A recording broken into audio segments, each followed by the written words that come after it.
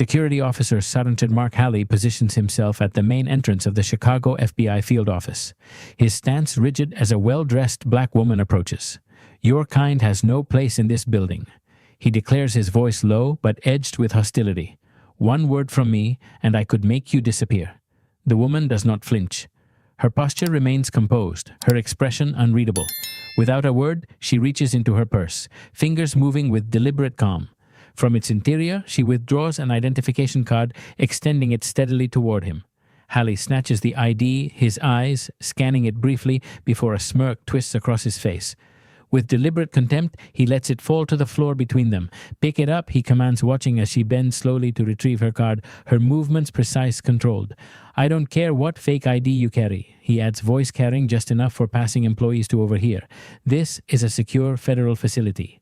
He gestures to a small inspection table beside the checkpoint, his hand casual, dismissive. "Empty your purse, everything."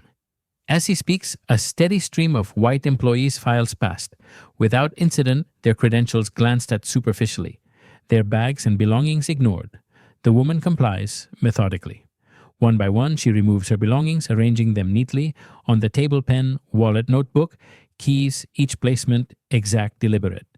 Halley hovers close, scrutinizing each object with exaggerated suspicion, the gesture theatrical. When she finishes, she begins to repack her hands, moving with the same careful rhythm. Then she looks directly into his eyes. Her voice is quiet but steady. "Do you know who I am?" Halley laughs, sharp and derisive, the sound echoing in the lobby. Just another nobody trying to be somebody. What he doesn't know is that she is about to become his worst nightmare. Naomi Carter steps through the revolving doors of the Chicago FBI field office at precisely 8:47 a.m. She is the newly appointed director of the bureau, dressed deliberately in understated business, casual charcoal slacks, and navy blouse. No jewelry, no flash of rank, nothing to signal authority. Today is not about pulling rank or displaying credentials. Today is about seeing how operations function when leadership is not expected. Sergeant Mark Halley stands at his post, the weight of 15 years in security service hanging from the over-polished badge on his chest. His eyes track Naomi Carter the moment she enters, narrowing slightly as she approaches. This isn't his first encounter with someone who doesn't fit the mental image he carries of who belongs inside these walls. ID and purpose of visit, he demands, not bothering with eye contact, his tone clipped, transactional. In his mind, assumptions spool out quickly. What's she doing here without an escort? Probably lost. Maybe janitorial staff who doesn't know which entrance to use. Flashes of memory surface unbidden. Fragments from his personnel record that will later resurface: 3 complaints of excessive screening dismissed in 2022. 1 formal grievance mysteriously deleted the following year. A pattern systematic and undeniable, written between the lines. To Halley's right, a white businessman approaches. "Morning," Jim Halley calls out, waving him through with nothing more than a cursory glance at his badge. "How's that golf swing coming along?" The man chuckles, already past the checkpoint. A white woman follows. Halley buzzes her through without hesitation, her purse uninspected, her badge barely lifted. "Have a good one, Ms. Roberts," he adds warmly, his smile effortless. Then he turns back to Naomi, his expression hardening, his demeanor shifting to suspicion. He tilts his head toward his partner at the adjacent station. "Hey, Diaz," he says loud enough for Naomi to hear. "Got another one trying to slip through? Probably cleaning staff who doesn't know her place." Officer Luis Diaz glances up, a flicker of discomfort crossing his features before he quickly looks away. He shrugs, noncommittal, unwilling to confront. Halley slides Naomi's ID across the counter. As she reaches for it, he deliberately lets it slip from his fingers so that it falls to the floor between them. His eyes stay locked on hers, the challenge evident, expectant. Naomi bends to retrieve her identification card with unhurried grace.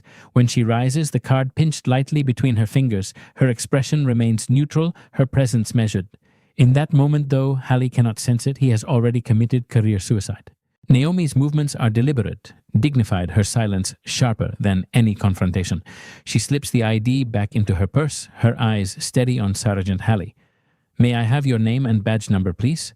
she asks, her voice calm, carrying the quiet authority of someone used to being heard the first time. Halley scoffs, shifting his stance.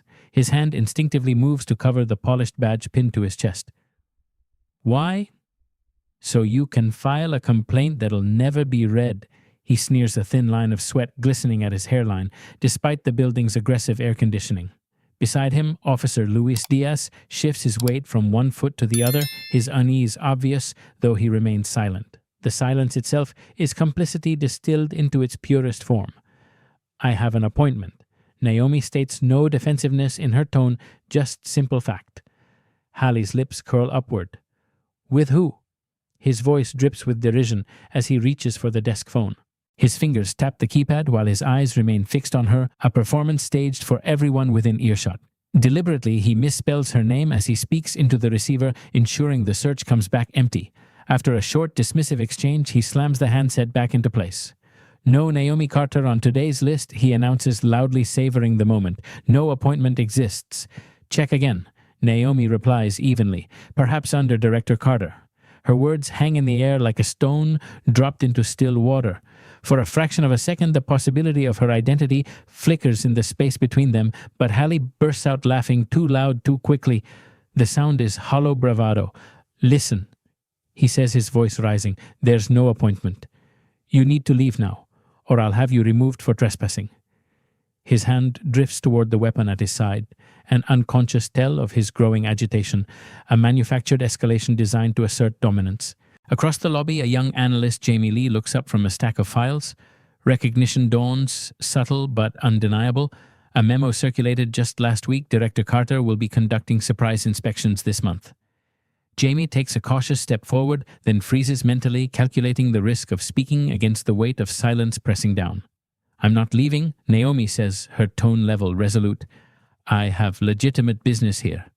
Hallie steps around the security desk, deliberately closing the space between them, his voice now amplified for the watching crowd. That's it. I'm calling backup to remove you from the premises. His words are chosen to craft a scene to frame her as the aggressor in front of witnesses. Naomi doesn't flinch.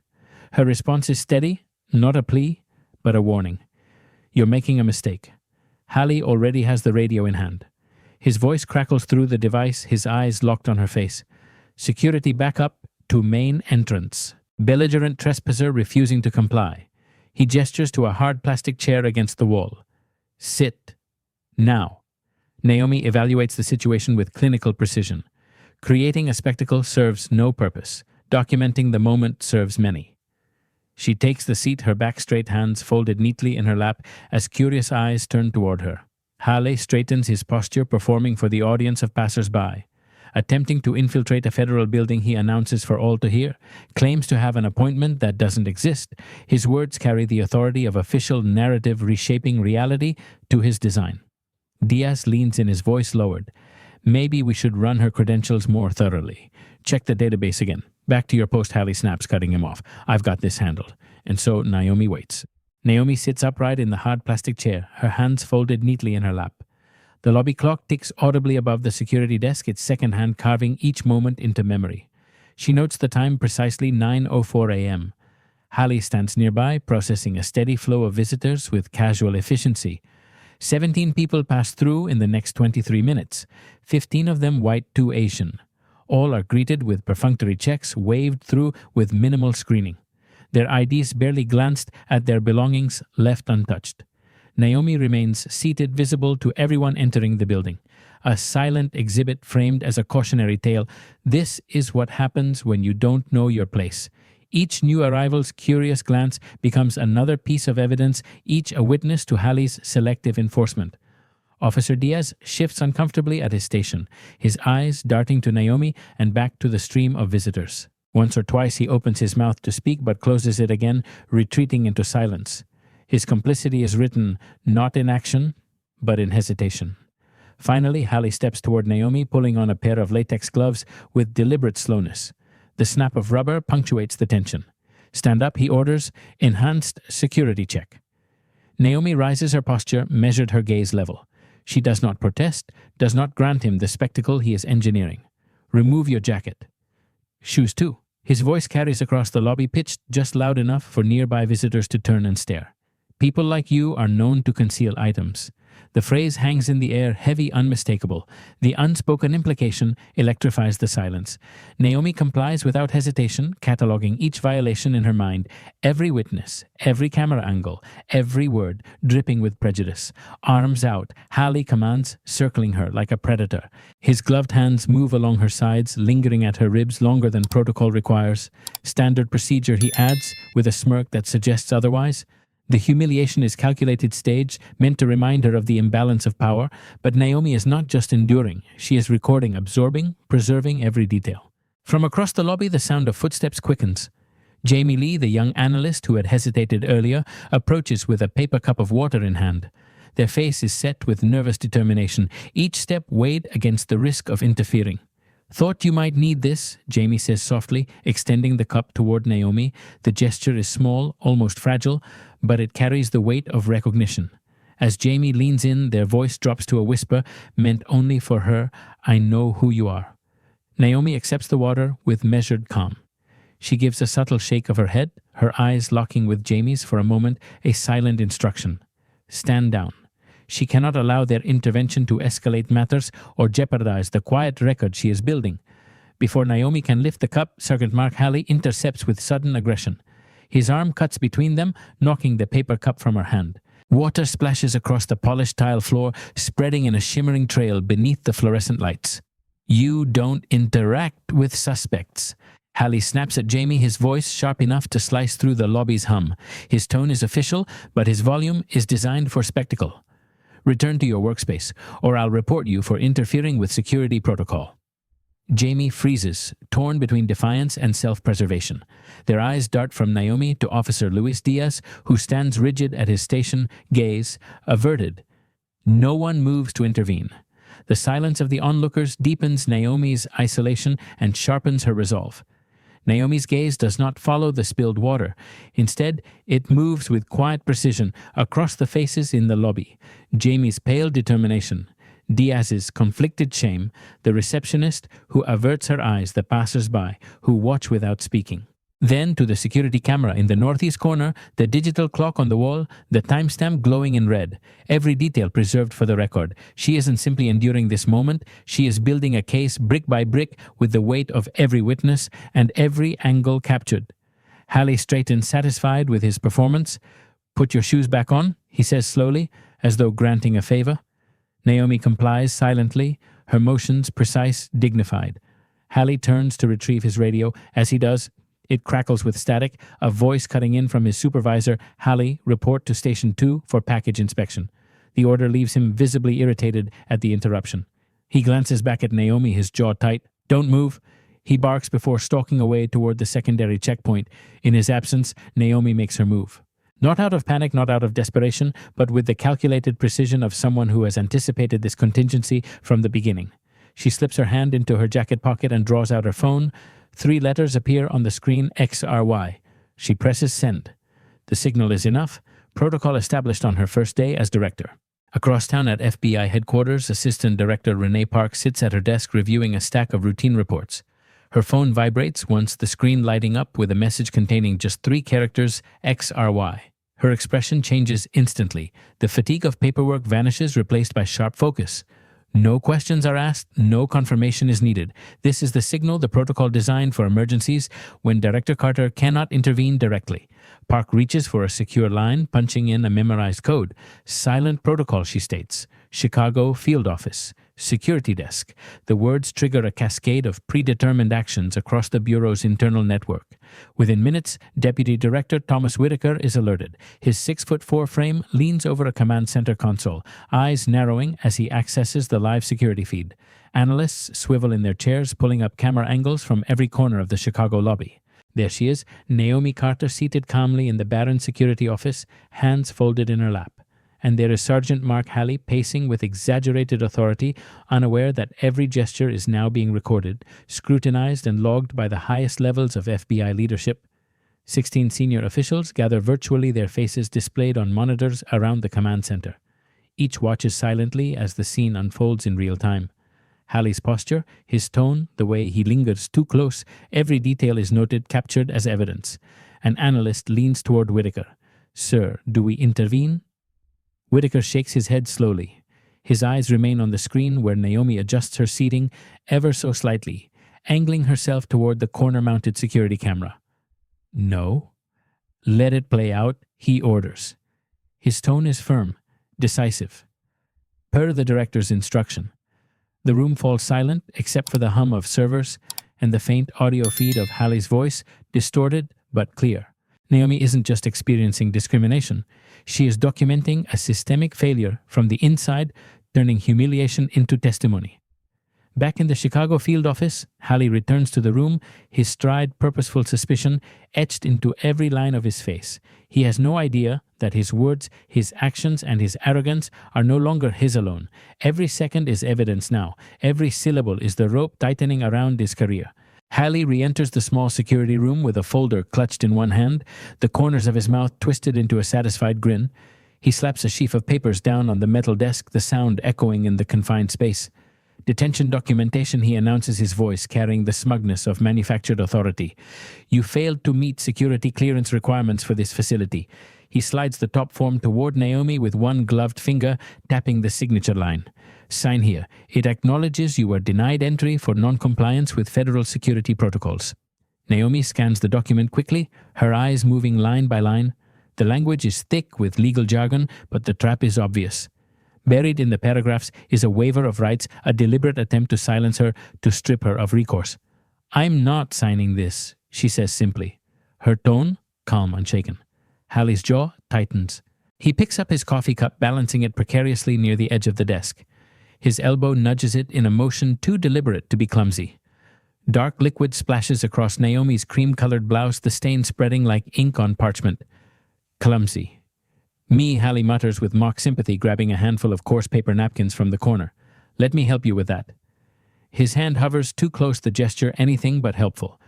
Naomi takes the napkins herself, dabbing at the stain with steady movements. She does not break eye contact. Thank you, she replies evenly, each syllable precise, controlled. The door opens behind them. A man in a crisp suit steps inside his badge, identifying him as manager Arun Sethi, the office manager. His eyes flick between Hallie and Naomi. Professional concern tightening his features. Is there an issue here? Sethi asks, his tone measured. Security matter. Hallie responds curtly, his body angling to block Naomi from view. Not your department? This woman has been detained for quite some time. Sethi presses. Has her identity been verified through the central database? Hallie's posture stiffens, a predator sensing a challenge to his dominance. He leans forward slightly, his voice dropping to a threat. Maybe I should review your access credentials, Sethi. See if they're still appropriate. The warning lands heavy. Sethi's eyes falter, his resolve wavering. Just following up on unusual activity reports, he mutters, already stepping back. I'll find you later. Hallie calls after him, the words edged with promise. Sethi's retreat confirms the balance of power in the room for now. Naomi notes every word, every flicker of intimidation. She isn't rushing. She's collecting. Hallie closes the door with a deliberate click, sealing the small room once more. All pretense of courtesy evaporates. His voice lowers, no longer performative but intimate in its menace. Your kind always thinks the rules don't apply, he mutters, circling Naomi like a vulture, always looking for special treatment. I'm here to make sure everybody gets exactly what they deserve.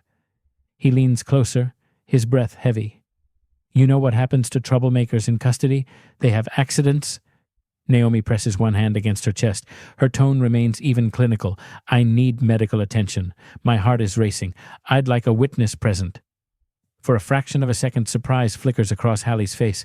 He hadn't expected her to invoke protocol so precisely. Then the mask of authority returns. Convenient timing, he sneers, scribbling onto his clipboard, claiming medical distress to obstruct security procedures. Possible psychological instability noted. He is building a paper trail, brick by brick, constructing a false narrative that will justify his abuse of power. Naomi watches detached, as if observing a performance she has already seen staged countless times. Every word, every stroke of his pen is another piece of evidence captured on the blinking red eye of the security camera in the corner. The door opens again. Officer Luis Diaz steps in, his posture, hesitant shoulders heavy with uncertainty. Any update on the verification, he asks, carefully avoiding Naomi's gaze. Still processing, Hallie answers tersely. Then his tone sharpens. Why don't you make yourself useful and go monitor the east entrance? Diaz hesitates. Look, maybe we should just let her go with a warning. It's been over an hour. Halley's head snaps up, his eyes narrowing. Are you questioning my judgment? His voice rises deliberately loud enough for the camera's microphone to capture. Because I can add insubordination to today's report, if that's what you want. Diaz's spine stiffens for a brief second before collapsing under the weight of the threat. No. Just checking in, he mutters, retreating. Then check out. Halley waves him away with a flick of his wrist, reclaiming the space as his domain. Turning back to Naomi, he grabs her purse from the desk and upends it. Personal items scattered across the metal surface, wallet, keys, protein bar, a small notebook. His fingers sift through them with invasive deliberation until they land on a plastic card embossed with the FBI logo. Well, he smirks, holding it up between two fingers. Fake federal ID. That's a serious offense. The card is clearly labeled FBI Athletic Facilities, but Halley's eyes see only what serves his narrative. Impersonating a federal officer, he declares with satisfaction. Now we're getting somewhere. Naomi remains still, her gaze steady, her silence louder than any protest. Every word he speaks, every false charge he invents only digs the pit deeper beneath his feet. The doorway fills again. Jamie Lee appears, clutching a folder, eyes darting nervously between Naomi and Sergeant Halley. Sir, I have information regarding did I call for you? Halley cuts in sharply, his voice slicing through the room. One more interruption, and you can clean out your desk. Understood. Jamie's words collapse into silence. Behind them, manager Aaron Sethi returns, this time accompanied by Assistant Security Director Elena Morales. Morales' tone is measured, but her authority is unmistakable. Halley, she says, evenly, what's the status here? Halley squares his shoulders, posture stiffening in the presence of a superior. Potential security breach, he declares. Subject attempted entry with falsified credentials, then presented a counterfeit FBI identification card. I'm preparing charges. Morales frowns her brow, furrowing. Have you run her information through NCIC? I know how to do my job. Halley snaps an edge creeping into his voice. Then, leaning forward slightly, he adds with quiet menace, maybe you should be more concerned about the contractor renewal evaluations coming up next month. I hear my uncle is very interested in performance reviews this quarter. The implication lands with precision. Halley's uncle, Leonard Price, is a senior vice president at Sentinel Shield Security, the private contractor that employs them all. The reminder of his influence is as much a threat as it is a shield. Morales' expression hardens, but after a moment she steps back. Choosing her battle carefully, she nods once. Keep me updated, she says curtly, retreating with Sethi in tow. Naomi notes the subtle shift in power, the way intimidation ripples upward as easily as it does downward. Halley is not an isolated actor. He is a symptom of something larger, a rot that extends into the contractor's chain of command. At that moment, the indicator light on the security camera blinks, shifting from steady red to flashing. Executive override activated. Halley, oblivious to the significance, takes his seat at the computer terminal. His fingers fly across the keyboard with bureaucratic efficiency. Preparing your removal documentation, he says, satisfaction dripping from every word. You'll be blacklisted from all federal facilities permanently. He picks up the desk phone, dialing with theatrical care. This is Officer Halley at the Chicago Federal Building. I need local police assistance with a trespasser impersonating a federal agent. Approach with caution. Subject has shown signs of instability. In his arrogance, Halley has built the perfect case study. Each lie, each abuse, each threat preserved in the system, Naomi herself set in motion. The phone receiver is still warm in Halley's hand when the doorway fills once more. Officer Luis Diaz appears, determination briefly cutting through his usual caution. In his hand is a printout, crisp and newly pulled from the system. Halley Diaz begins, voice steadier than before. I've been checking her credentials more thoroughly. There are inconsistencies with your report. The name matches an active federal. Give me that, Halley snaps, yanking the paper from Diaz's grasp. He scans it quickly, his eyes narrowing before crumpling it into his fist and shoving it into his pocket.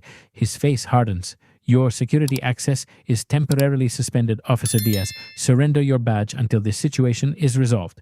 Diaz blinks, stunned. What, you can't now? Halley cuts him off, his palm-extended voice sharpened into a blade. Or explain to your wife how you lost pension eligibility 6 months before retirement. The threat lands with ruthless precision. Diaz's shoulders slump as the weight of family years of service and looming retirement crush down upon him. Slowly, reluctantly, he unpins his badge and places it into Hallie's waiting hand.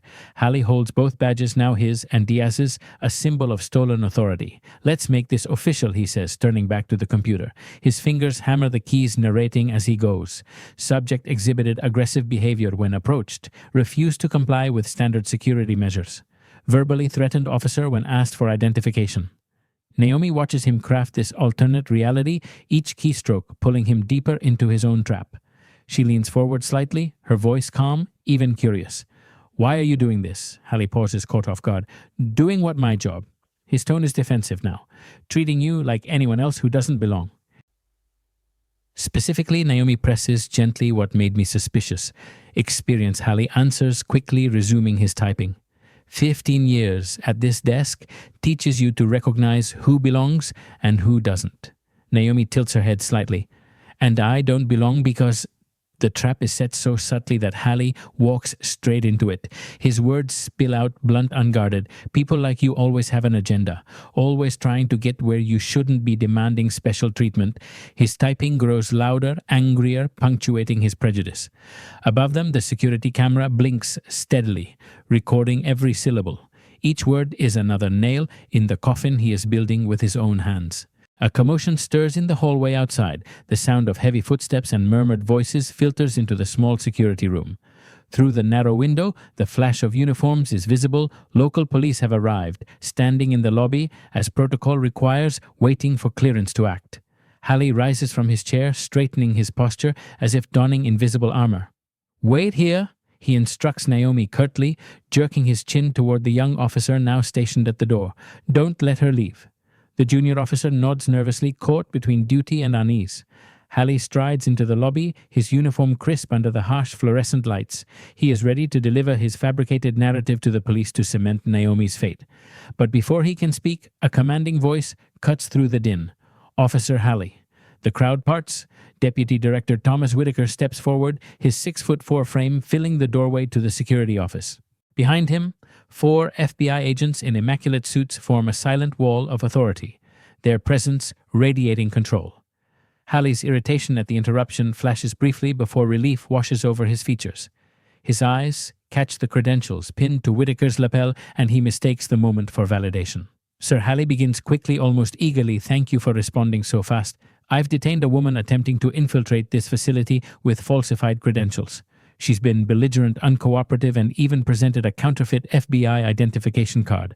I've already contacted local police to process her arrest for impersonating a federal officer." Whitaker says nothing. He simply steps aside, opening the doorway further, his gaze unreadable, and Officer Hallie Whitaker interrupts finally, his voice low, calm, carrying the quiet authority of someone who never needs to shout. "Have you ever met FBI Director Naomi Carter?" Hallie's words catch in his throat. His mind stutters, scrambling to process the question. The director," he repeats, confusion flickering across his features.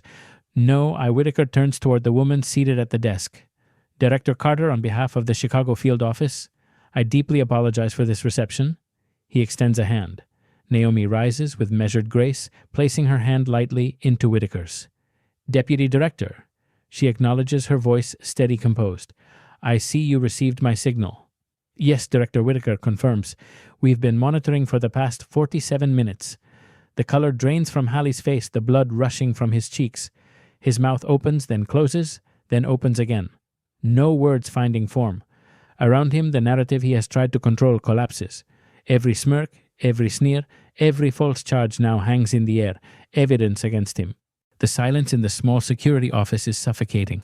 Hallie stands rigid, his badge gleaming under the fluorescent light, but his confidence has evaporated. The blinking security camera above seems to mock him with every pulse of red. Naomi Carter steps forward, her presence filling the space despite her calm, understated demeanor. Her voice is steady, deliberate, and prosecutorial in its precision.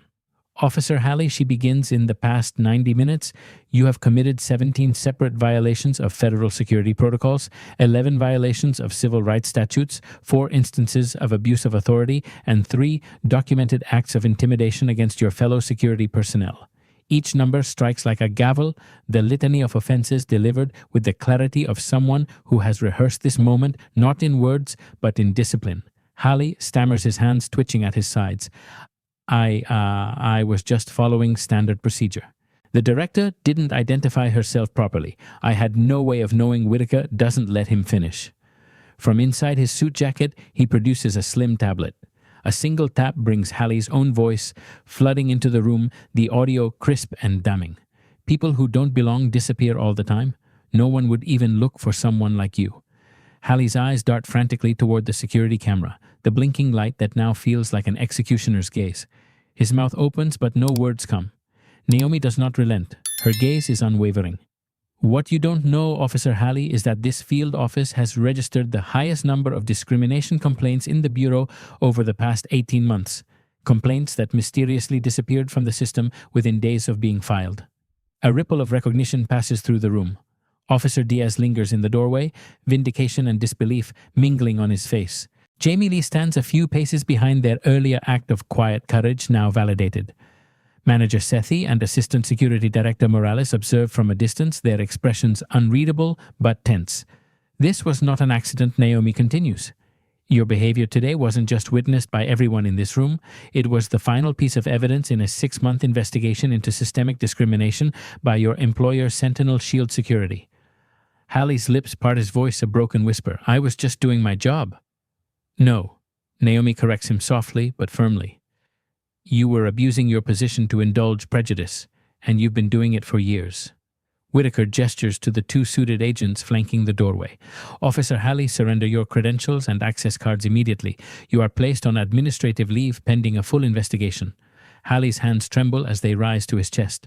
The weight of the badge he unpins feels heavier than it ever had in his 15 years of service.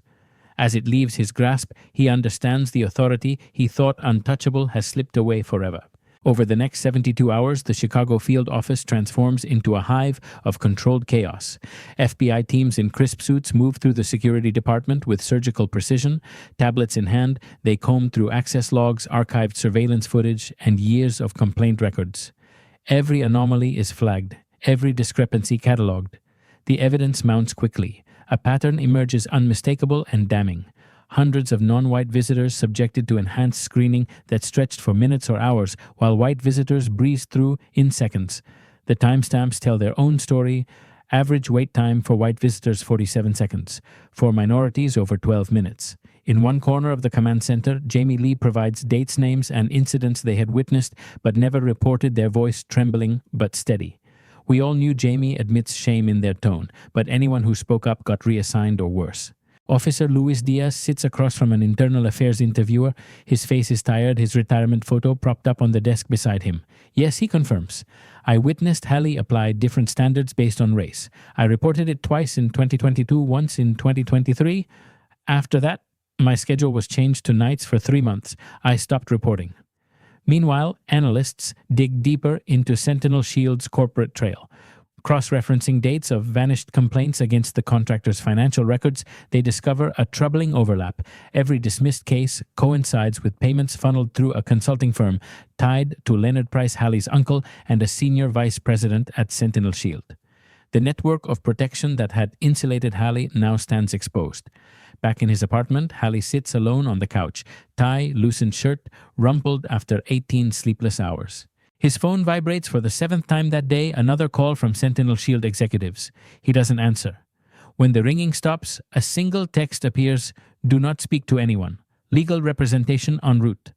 Across town, in a glass-walled conference room at Sentinel Shield headquarters, the crisis management team scrambles. CEO Dana Kincaid presides over a table stacked with legal briefs and press drafts. Leonard Price paces the perimeter, his face pale. We'll terminate him immediately, Kincaid insists. Issue a statement, isolated incident, not reflective of company policy, but the files arrayed on Naomi Carter's desk upstairs tell a different story. 342 complaints across 62 federal facilities in the past 5 years. Everyone linked to Sentinel Shield personnel, everyone resolved into silence. This isn't one bad apple, it's a poisoned orchard. The first headlines appear within 48 hours. FBI uncovers systematic discrimination in security contractor.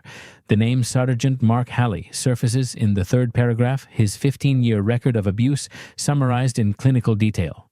News crews swarm outside the Chicago FBI field office, their cameras catching every suited official entering and exiting.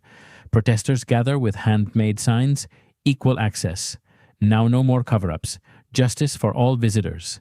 The chants echo against the stone facade, their rhythm both accusation and demand. At Sentinel Shield headquarters, the crisis deepens. Federal oversight committees announce emergency hearings.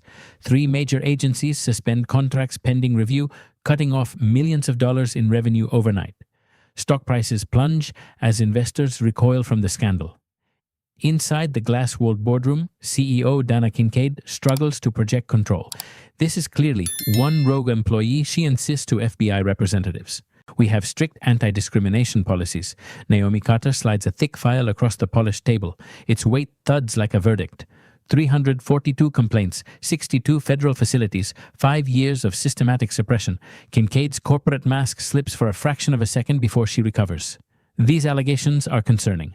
If true, we'll conduct an internal review. Naomi cuts her off a voice level, but edged with steel. This isn't an allegation. It's evidence. Evidence of contract fraud, obstruction of justice, and civil rights violations. Your company is under federal investigation. Across the city, Halley watches the coverage from his darkened apartment. His name scrolls across the chyron as anchors replay his words recorded on the security feed. People who don't belong disappear all the time. His phone buzzes again. This time he answers. The voice on the other end is sharp familiar. His uncle, Leonard Price. Say nothing. Admit nothing. We'll handle this. Halley's voice is hollow. They have recordings. Everything I said to her. Everything. Silence stretches long on the line. Then Price speaks again, colder than before.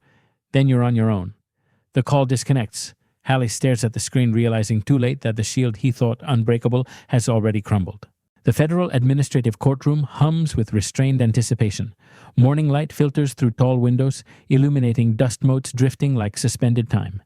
The polished wood panels gleam the air heavy with the gravity of what is about to unfold. At the respondents' table, Mark Halley sits alone. His tie is crooked, his hands restless. A union-appointed representative occupies the chair beside him, but maintains a careful 6 inches of distance, the physical gap mirroring the professional disavowal. Across the aisle, 3 attorneys from the Justice Department's Civil Rights Division arrange their binders, 12 volumes stacked neatly between them. Each page, a brick in the wall being built around Halley's career. The side door opens. A line of corporate attorneys enters, not to sit at Halley's table, but in the galley seats. Sentinel Shield security has abandoned him, the message unmistakable, he stands alone. All rise, the bailiff calls as the 3-member panel files in an administrative judge flanked by representatives from the Office of Personnel Management and the Equal Employment Opportunity Commission. The judge's voice is calm measured. In the matter of security clearance revocation and employment termination for Officer Mark Halley, this panel will hear evidence regarding allegations of civil rights violations, abuse of authority, and falsification of federal records. Halley's representative rises first, his demeanor weary.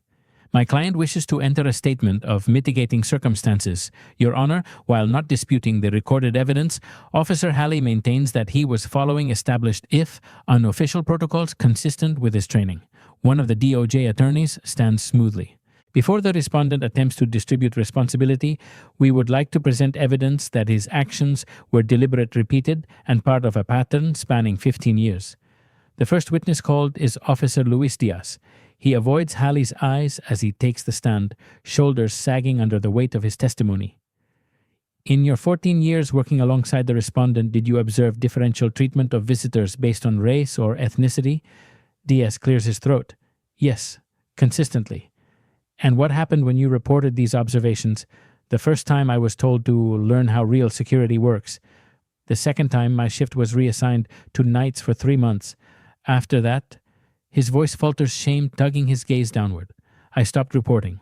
The testimony continues, witness after witness. Jamie Lee describes Halley's intimidation tactics and the retaliation culture that kept colleagues silent. Aaron Sethi recounts how complaints mysteriously vanished after being forwarded to Sentinel Shield management. Former visitors take the stand, their stories echoing the same humiliations and double standards.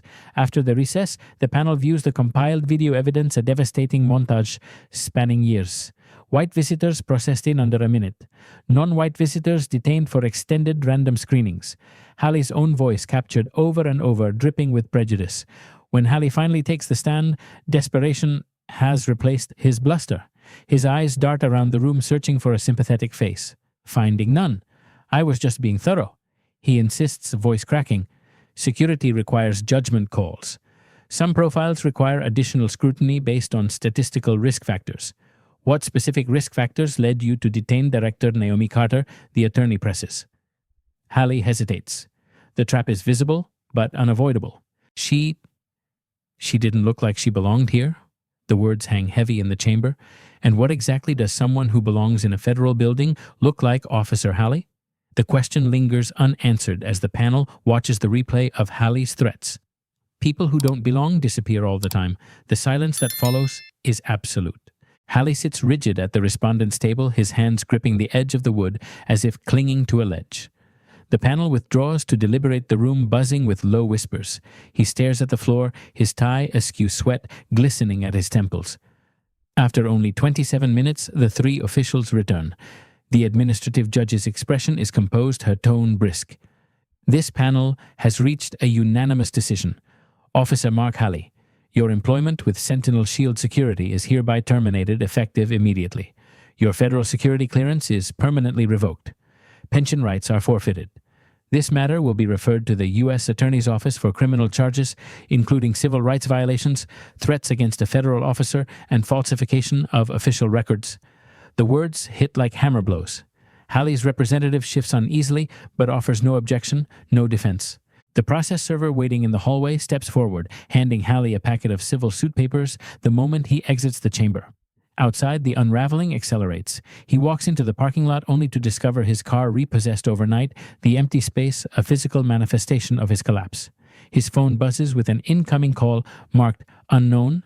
He answers desperately. Uncle Leonard. His voice is brittle, searching for salvation. A cold, clipped voice responds instead. This is Sentinel Shield Legal. We're calling to inform you that your company-provided health insurance was terminated at midnight. Any statements you make regarding company policies will constitute a violation of your non-disclosure agreement. The line goes dead before Halley can protest. He lowers the phone slowly, the silence pressing in on him like a weight. Cameras from a local news crew swing toward him, zoom lenses capturing the panic etched into his features. Microphones extend voices, firing questions, flashes exploding in his eyes. There is no shield left, no uncle, no company, no pension, no future, only the collapse of a man who once thought himself untouchable. 6 months later, the Chicago FBI field office lobby looks nothing like the place where Naomi Carter was humiliated. The checkpoint gleams under new lighting, open and transparent where shadows once lingered. Dark corners and cramped rooms are gone, replaced with clear sightlines and privacy screens designed to protect dignity without compromising security. A digital dashboard now dominates the entrance wall. Its glowing display shows real-time metrics, average wait time, 1:42 minutes. Secondary screening rate, 7%. Active complaints, 0. Resolved issues, 3. The numbers update automatically, visible to every visitor and every employee, accountability posted in plain sight. Jamie Lee stands before a group of new hires, their badge now bearing the title Compliance Officer. Confidence has replaced the nervous hesitation of that morning months ago. The touchstone of our approach is consistency. Jamie explains, gesturing toward a flowchart on the wall monitor. Every visitor receives identical screening steps, regardless of appearance, accent, or attire. No exceptions. The trainees, a visibly diverse group, scribble notes. Their faces reflect the weight of the change, the sense that this is not just a training session, but a cultural reset. Across the building, Luis Diaz conducts an internal affairs briefing. His once wary demeanor is now purposeful, firm. The new reporting system bypasses contractor management entirely, he tells the assembled officers. Complaints go simultaneously to FBI oversight and to an independent civil rights monitoring group. No more disappearing cases. Assistant Security Director Elena Morales observes from the back of the room, her presence a reminder of leadership that now stands accountable as well. In parallel, similar reforms roll out nationwide. Split-screen coverage shows facilities in New York, Los Angeles, Houston, and Atlanta implementing identical procedures. Guards undergoing implicit bias training. Visitors greeted with clearly posted Know Your Rights signs in multiple languages. What began as one woman's humiliation has become a systemic overhaul. The rot exposed in Chicago has forced sunlight into every corner of federal access security, and at the center of it, Naomi Carter's quiet strategy has taken root, transforming not only buildings, but the culture within them. At Sentinel Shield Security's downtown headquarters, the polished corporate logo has been stripped from the facade. In its place, a temporary banner hangs with the new name Civic Sentinel Solutions. The rebrand was not voluntary. It was mandated under the federal settlement that forced new ownership, new management, and federal monitors embedded on the executive floor. Inside those monitors occupy corner offices once reserved for senior vice presidents. Every hiring decision, every complaint resolution, every policy draft now crosses their desks. The air in the building is heavy with oversight, the illusion of autonomy shattered. In Washington, the ripple expands. Capitol Hill becomes the next stage. The House Oversight Committee chamber is packed as Director Naomi Carter takes her seat at the witness table. Cameras flash lawmakers, shuffle papers, the tension in the room palpable. Director Carter, the committee chair begins. Was your experience at the Chicago field office truly random? Or were you specifically investigating Officer Halley? Naomi's voice is composed, steady. Neither, Congressman. My visit was part of a coordinated effort following patterns we identified in dismissed complaints. After the seventh minority complainant reported being threatened with disappearance at that checkpoint, we recognized documenting the behavior would require experiencing it firsthand. Screens around the chamber light up with data. Charts scroll across digital displays. 74% of minority visitors subjected to enhanced screening compared to 12% of white visitors. Average detention time 3 times longer for non-white individuals. Complaint dismissal rates showing stark racial disparities.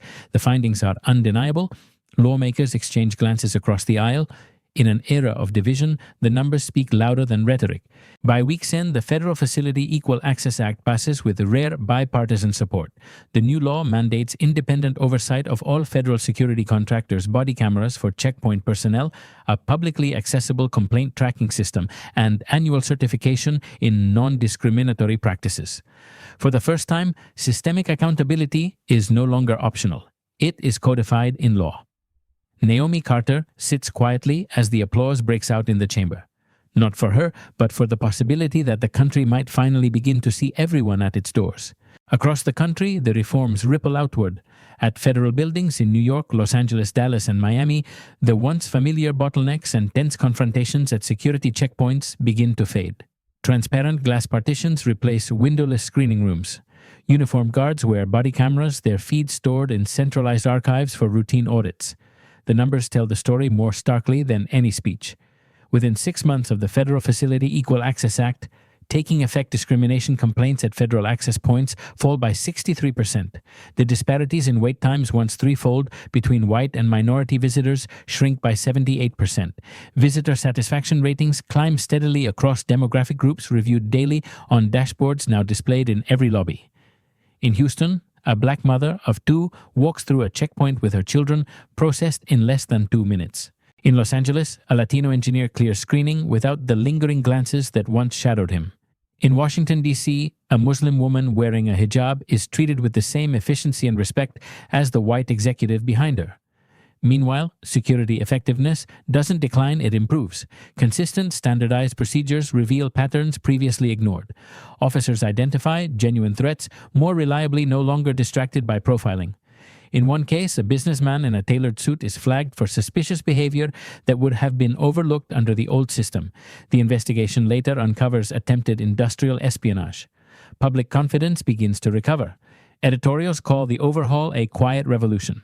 News outlets refer to the Carter Protocols as shorthand for the standardized approach to screening that bears Naomi's name, though she never claims it. For many Americans, the change feels subtle. A shorter line, a professional greeting, a process that no longer feels like judgment. But for those who once bore the brunt of arbitrary suspicion, the difference is monumental. The story of one woman's humiliation has become a nationwide blueprint for fairness. While reforms take hold nationwide, Mark Halley's life contracts to a series of closed doors. His name, once unknown, outside a narrow corridor of the Chicago field office, has become a national headline, shorthand for abuse of power. He applies for jobs in desperation, a mall security position in the suburbs, a night watch post at a warehouse. Each application reaches the same end, the hiring manager glancing at the paperwork, recognition dawning, followed by a careful but unmistakable shake of the head. At one interview, the manager doesn't bother with discretion. She pushes his application back across the desk.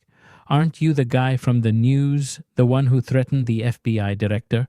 The silence afterward is final. Halley leaves without a word, another rejection added to the growing pile. His phone, once buzzing with calls from colleagues and supervisors, has gone silent. Sentinel Shield, now Civic Sentinel, no longer returns messages. His uncle, Leonard Price, has disappeared into his own legal defense, cutting ties to preserve himself. The apartment Halley once paid for with ease becomes a financial burden. Repossessions strip away his car, his savings dwindle under mounting legal fees, and the health insurance he once relied on is gone. He watches the news late at night, his name invoked as a cautionary tale in training modules, op-eds, even in congressional hearings. On one screen, director Naomi Carter testifies before Congress about systemic reform. On another, a protester holds a sign bearing Halley's name crossed out in bold red paint. His legacy is no longer his to define. He is a ghost adrift in his own city, known everywhere, welcome nowhere.